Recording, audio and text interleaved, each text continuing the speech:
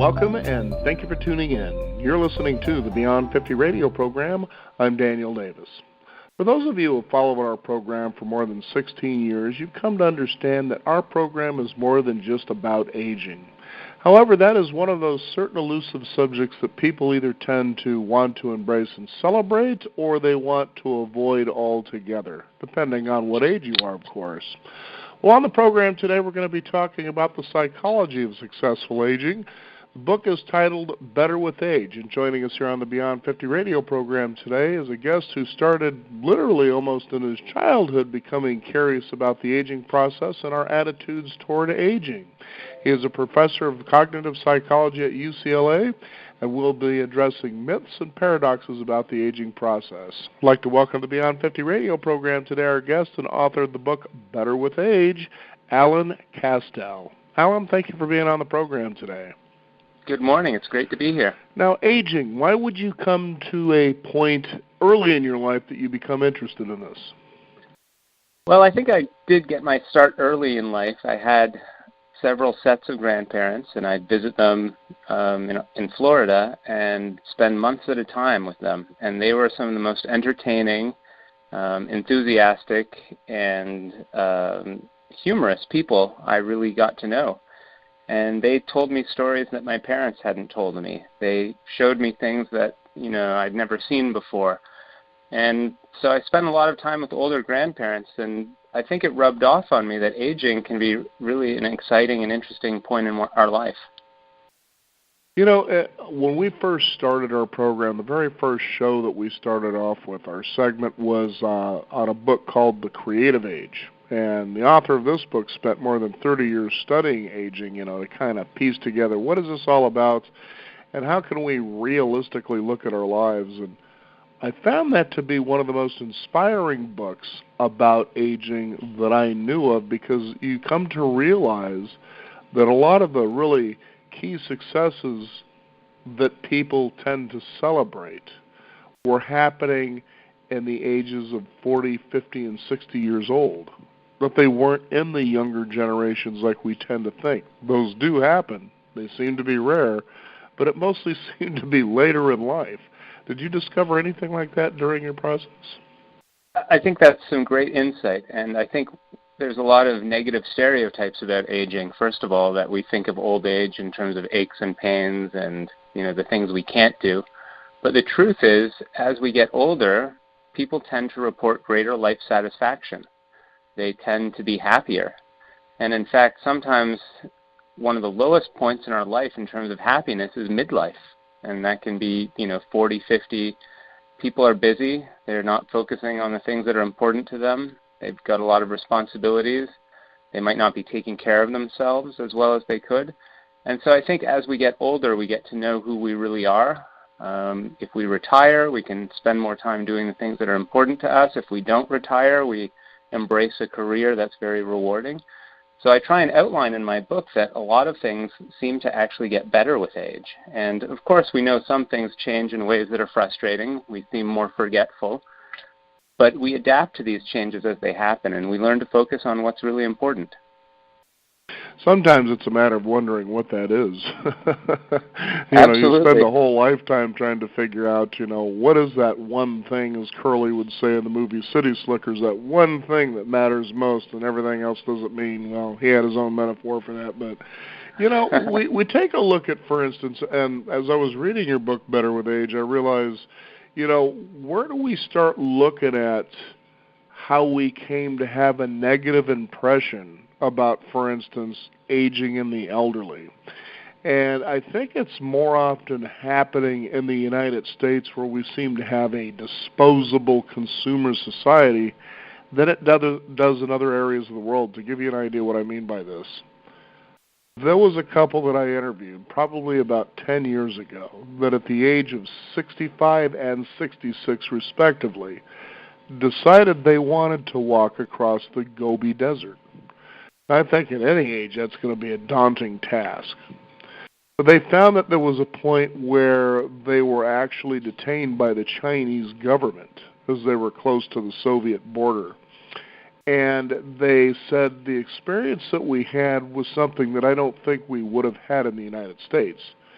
and that is the revered respect that these Chinese officers had for this couple, because they were elderly. I said in the United States it would have been a much different experience. Absolutely. I think culture really does matter, and our Western culture doesn't value aging. We think of it more as a problem, like what will we do when we get older, and how can we save for retirement, and how can a younger generation take care of an older generation. And the truth is there are challenges as we get older, but there's a lot we can do, and I think it starts with having some good role models. And so I certainly had grandparents. My grandparents both developed dementia later in life as well, so I've seen what can happen. But I think when we think of successful aging, it can be accomplished in many different ways. You know, you could walk across a desert, but that's an extreme case. And sometimes we need role models just to show us how good life can be after 60, 70, or 80. And so in my book, I interviewed many interesting older adults, including people like Jack LaLanne, Bob Newhart, Maya Angelou, John Wooden, John Glenn, and they were all enthusiastic and inspiring role models of successful aging. They outlined the challenges and what they did to stay sharp and keep active. Now, Jack LaLanne, as you talked about him in the book, had some pretty extreme things that he did when he was celebrating particular birthdays. Let's talk about a couple of the things this man did. Yeah, he was one of these fantastic exercise gurus, a pioneer of exercise, and he would showcase what he would do every birthday, such as handcuffing himself and swimming across the bay, in San Francisco, pulling tugboats and people behind him. Just exceptional feats, and then he'd repeat it the next time with some added twist. He was a fanatic about exercise, but he had a tough childhood. He had some real challenges in terms of physical disabilities, and he had to overcome those. So I think we see him as this amazing fitness pioneer, but he had to overcome a lot to reach that point. And when I spoke to him, he said, exercise is the king, and that's really true. As we get older, we need to take care of our bodies, which fuel our minds. And he said he exercised 7 days a week, but he said you don't have to do that. That was for his ego, he said. But if you're getting 3 or 4 days a week of exercise, walking, we know that the research now shows clearly that walking can improve memory. It's one of the best things we can do to keep our memory sharp, and research studies have shown that people who walk 3 times a week, 3 to 4 times a week for 40 minutes a day, the part of the brain involved in memory, the hippocampus, tends to decline by about 1% after the age of 50. But in people who walk, it actually increased in size in the first year by 2%. So you're actually growing your brain. You're bringing it oxygen and nutrients, and that can influence how we think and how we remember. Now, Alan, you bring something that I think is pretty important for people to try to, separate what's real and true and what, is just some research that's out there that somebody has actually worked hard to prove is true. And a lot of times we get a lot of mixed messages about what's right and what's not so right for us. We talk about, for instance, exercise. How much is good? How much is too much? It's the same thing with nutrition as well, and you give examples, let's say on this particular one. Here's people out there with the healthy diets, they juice, they eat vegan, if you will, but then you have somebody like Warren Buffett. I think what's critical here is you're right. There's a lot of research out there. There's a lot of different things we can do that seem healthy, but I think what's important is to have some balance and understand that just because one research study suggests red wine might improve memory, there's a lot of damage red wine can do if you have a lot of red wine. Same with exercise.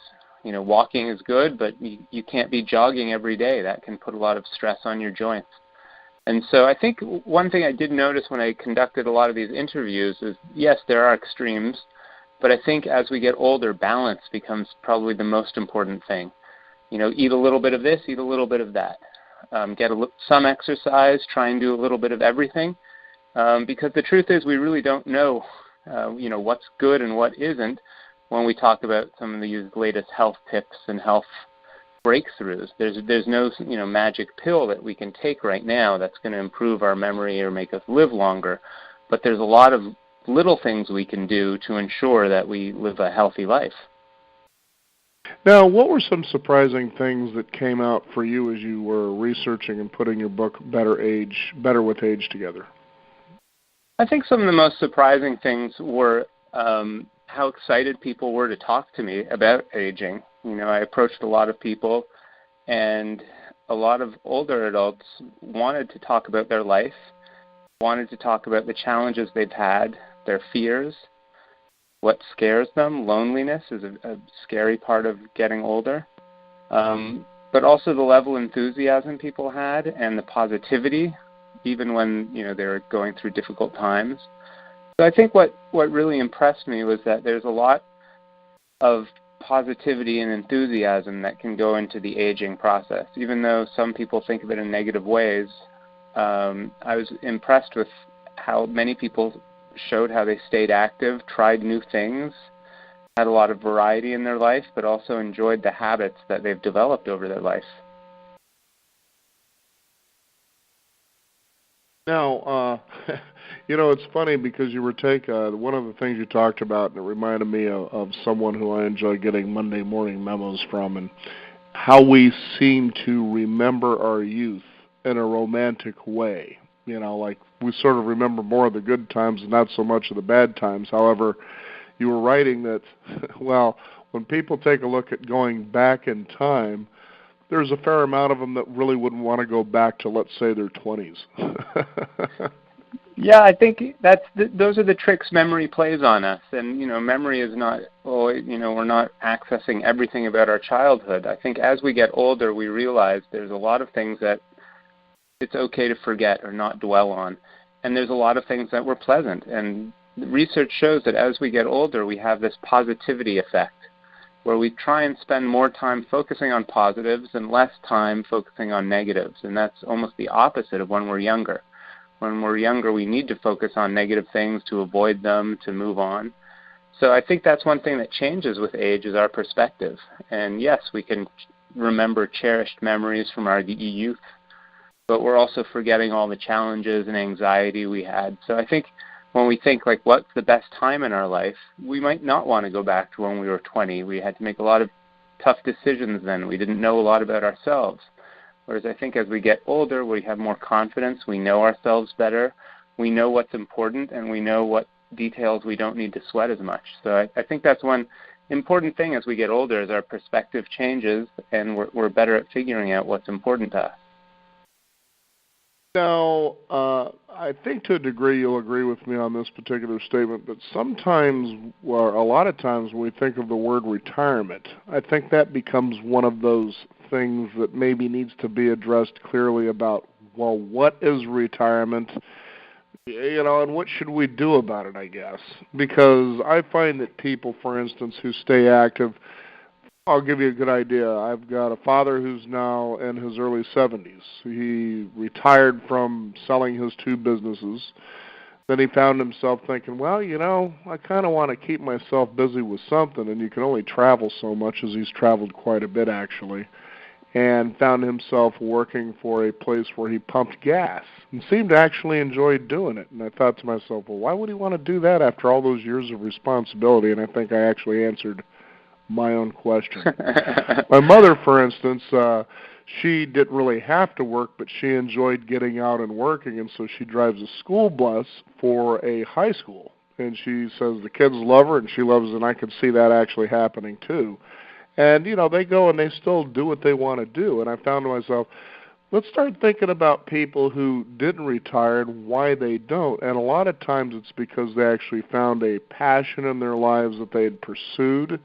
They found themselves, constantly engaged in the creative process we talked about earlier in the program, and that life actually had more meaning and purpose going that direction versus just earning money, trying to get that nest egg up so that you can retire and sit around and play golf or do what, really becomes the question. I think those are great illustrations that, we might have had a long career and we're ready to retire, but then what? And retirement can be very scary, even though in many ways we're excited to leave behind our job and responsibilities and, a timetable that maybe we weren't excited about. We're then left with now what? And And in some cases, people won't retire. They have a job they love. They have, they have a lot of responsibility that they find makes them feel valued. But in many cases, people will retire and then realize they can't play golf, or maybe they don't have all these hobbies that they want to pursue. In many cases, people do that. They have hobbies, they have passions, they travel. But I think what's important is social connection. And I think we underestimate at our jobs how important those little interactions are at the water cooler, or having lunch with colleagues.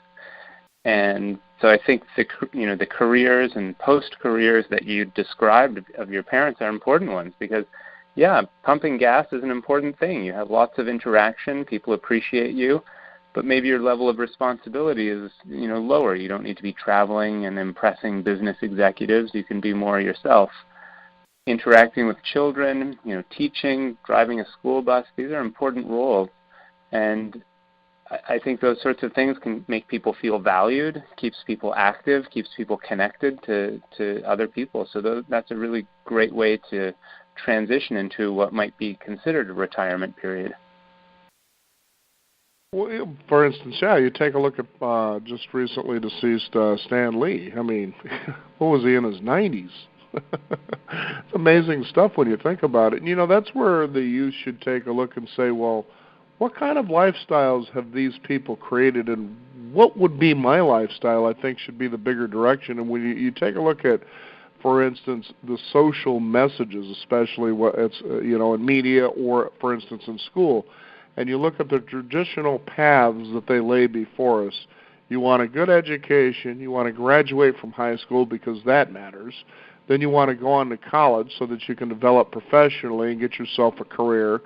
And then all of a sudden you find yourself saddled with all these things that are everybody's telling you need to have, like buying a home and so forth and so on. That American dream. And it's funny because I've been hearing this message pretty consistently now for about 40-plus years every time we have a new presidential candidate. And it seems to be that same message. And you kind of wonder, well, who's kind of guiding these speeches to make us believe that's what the American dream is? And how often do we go back and say, well, what is the American dream? And if you really go to read that, it's the pursuit of happiness. Well, why don't we define what that is as early as we can and move in that direction? I think we might be surprised that the aging process holds a lot of wonderful mystery. What are your thoughts on that? I completely agree, and I think when I use this term successful aging, it can be defined differently for different people. I mean, good health is something that's very important, and that can impact our lives on a day-to-day basis. But happiness and the pursuit of happiness is something that's often elusive and hard to define, and it's different for different people. You don't necessarily have to own a house or have a nice car to be happy. And as we get older, our levels of happiness fluctuate, because I think we're focusing on the things that are really important to us, that matter the most. Not having a big house, not having a career that, you made a lot of money necessarily. It's having the most important things in our lives. And I think I spoke to John Wooden at age 96. He was a famous basketball coach at UCLA, who retired at 65, and kind of at the height of his career. He could have worked much longer and made more money, but he wanted to have some time in his life to spend with the people he loved and avoid some of the stress that he had, even though he was a very successful coach. And he said the two most important things in his life, and the two most important words to him in the English language, were love and balance. And he said, find what you love and find who you love, and spend as much time doing what you can do to enjoy those things, and then balance, because I think that's a real challenge, especially in our lives today, where we work a lot, or we're focused on social media. We're just overwhelmed with information, and we need to take a step back and balance our lives more. And that can have kind of a mental component. There can also be a physical component, and I think we take for granted just being able to stand up and not fall down. Right. That sounds very simple, but as we get older, our balance changes. Our balance isn't as good. And I've noticed even in my age that, when I stand on one foot, it takes me a little bit of time to recalibrate and make sure I don't topple over. And so I've started doing balance training. And I don't go to yoga classes. It's nothing fancy, but just when I'm brushing my teeth, I'd stand on one foot and brush for a minute, and then I switch feet and, brush for another minute, just to make sure that, I can still balance. And these are important things, because when you wake up in the middle of the night to go to the bathroom and you're staggering out of bed, you trip on a carpet, you lose your balance. If you fall down, especially if you're older, you could break your collarbone, break your elbow, your arm. And that's what happened to John Wooden. He fell on a trip to the bathroom at night. He lay on the ground with a broken collarbone for 8 hours waiting for help. Wow. He was lucky. So, his caretaker came in the morning and realized he'd fallen and took him to the hospital. But once we suffer a fall, we're less likely to then walk, get that exercise that's needed to keep your brain sharp. And so anything we can do to have balance in our life, I think, is important. You don't want too much of anything, and you want to make sure that, you can keep doing the things you need to do. And I think, too, the most important thing is, as we talk about your book, Better with Age, it's the psychology of successful aging, is to define personally what successful aging is. And I have actually shared this perception and, I guess, view of why, for instance, in the United States we feel and think the way we do about the elderly.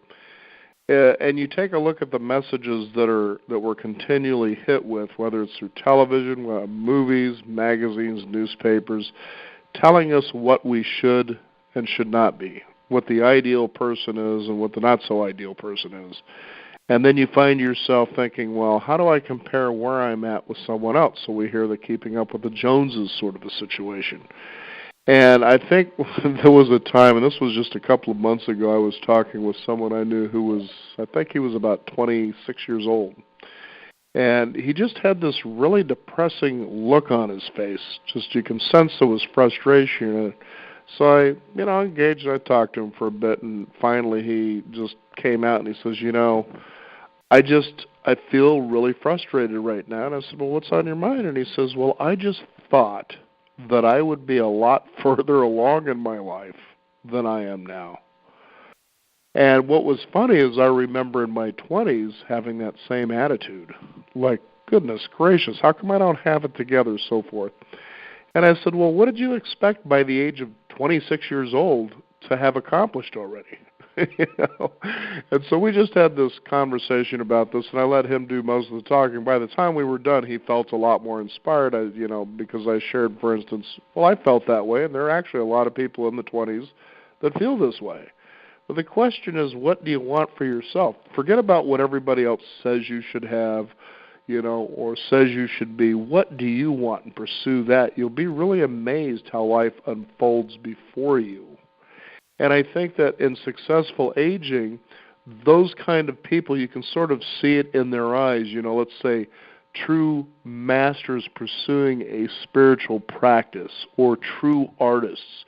These are the kind of people I feel inspire us, because they have finally laid their lives down before life and allowed the mystery to come in as they solve those mysteries with the special gifts that come inherent in each and every one of us. In other words, allow their souls to not only learn but to soar. Have you found that yourself? I think those are really important points, and this concept of successful aging, I sometimes worry using the term successful, because what does successful really mean? And that's different for different people. Mm-hmm. And so another term that I introduce in the book is meaningful aging. Because what's meaningful is what's important to you, and that might be different than what's important to me. And it's a journey to find out what is meaningful. Maybe you've had goals of what you should be when you're 26 versus 56, and those are going to be different meaningful goals, or things that when you were 26 you didn't even know existed when you're 56. So I think it's difficult to say, what is successful. I mean, having good health is important, but if your health deteriorates, what can you do to have a meaningful life? And what can you do to have meaning? And so when you describe your parents, pumping gas or working, on a school bus, that can have a lot of meaning. Those are meaningful careers and meaningful jobs. Even if you might not think, gosh, someone pumping gas, the level of responsibility might not be as high, or the income might not be as high as one would like at a certain stage in life. It's more the meaning and what that brings, the interactions, the value people attach to what you do for them. So I think having meaning in life is, we say happy, it's the pursuit of happiness, but I really think as we get older, it's the pursuit of meaning, and we can look back on our lives and see what was important to us. We can have memories that are important to us, but we also have people who are important to us, and I think that's what it often comes down to, are who are the people in your life that are important. You want to surround yourself with people that, make you feel good, but will also have a good debate with you. And I think those are kind of the essential things when we talk about successful aging from a psychological perspective. It might come down to just having, meaningful things in your life.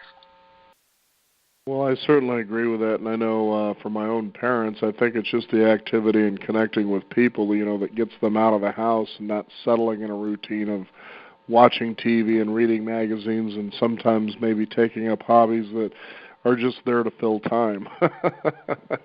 Well, I think having hobbies and habits are good. They're like a safety net. It's the things that, we can go to the regular diner, we can be around people we know, we can do the things we like, but every once in a while stepping outside of that comfort zone, and whether it means traveling, whether it means having a conversation with someone that you haven't, a topic you hadn't thought about.